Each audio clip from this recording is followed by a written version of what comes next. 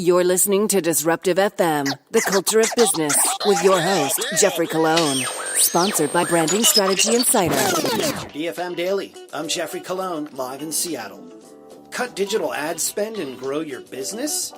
2018 is already shaping up to be a cat and mouse race between Procter & Gamble and Unilever over which brand can talk the most smack on digital advertising while putting pressure on platforms and agencies to clean up their act. As part of P&G's recent work to reevaluate its marketing spend and weed out ineffective costs, the CPG giant said it cut $200 million in spend in 2017. Last year, P&G revealed during an earnings call that it cut between $100 million to $140 million between April and July due to bots and brand safety concerns. The measures then continued for the rest of 2017, with the brand cutting roughly another $100 million between July and December.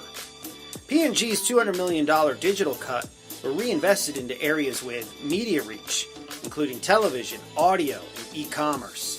During a speech at the Association of National Advertisers in Orlando, Florida yesterday, CMO Mark Pritchard declined to name specific companies where the ads were pulled from, but said that it reduced spending with several big players by 20% to 50%. He added that the cuts helped P&G eliminate 20% of its ineffective marketing and increase reach by 10%.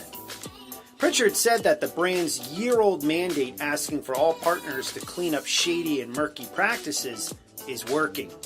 More importantly, P&G has not pulled any media spend despite the ultimatum. This new level of transparency is shining the light on what's next. Marketers taking back control of our own destiny to accelerate mass disruption, transforming our industry from the wasteful mass marketing we've been mired in for nearly a century to mass one-to-one brand building fueled by data and digital technology, Pritchard said in a transcript of prepared remarks.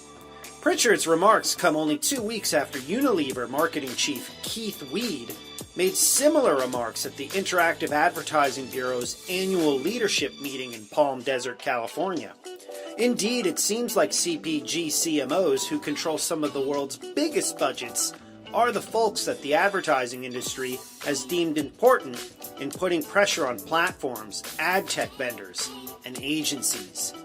Pritchard has been particularly vocal about transparency issues in the digital media supply chain, including viewability, fraud, a lack of measurement, and murky contracts.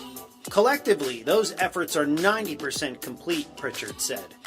Those efforts include asking so-called walled gardens like Facebook, Google, and Snap to receive third-party measurement accreditation from the Media Rating Council, which is underway by the tech platforms, but not yet complete. Rest in peace text chatbots? News coming out of Mobile World Congress in Barcelona is leading to some unique announcements. While text bots on messenger apps are all the rage, is it possible that technology is already dated? Is voice the new frontier? One company has shifted from doing chatbots to focus more on voice AI. On Wednesday morning, Poolstring, a San Francisco-based company, announced a new platform to help digital marketers develop voice skills for Amazon's voice assistant.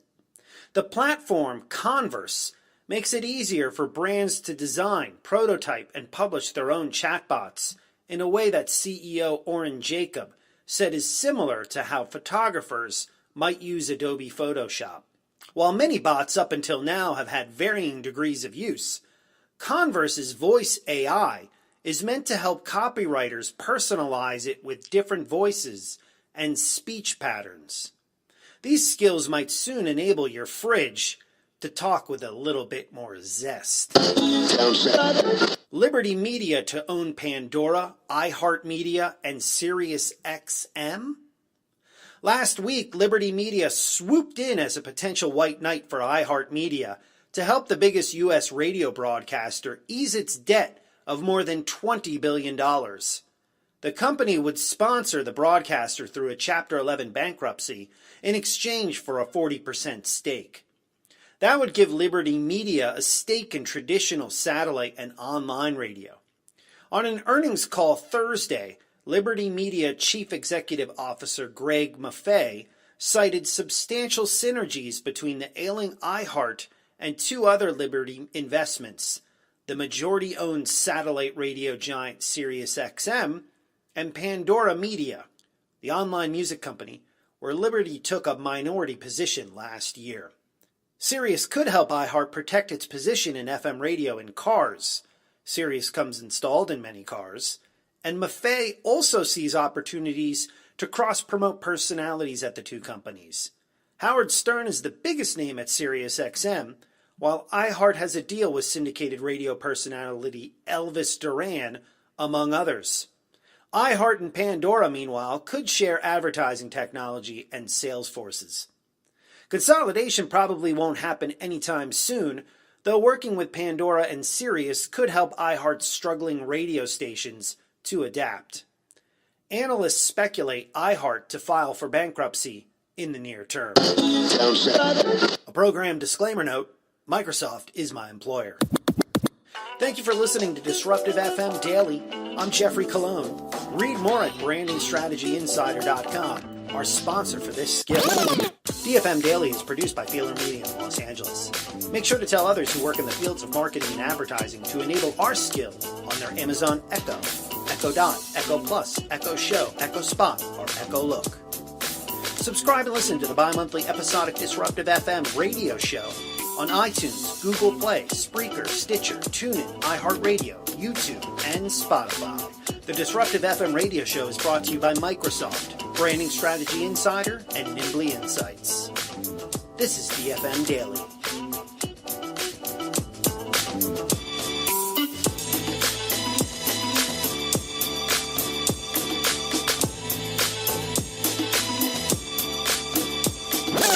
The culture of business.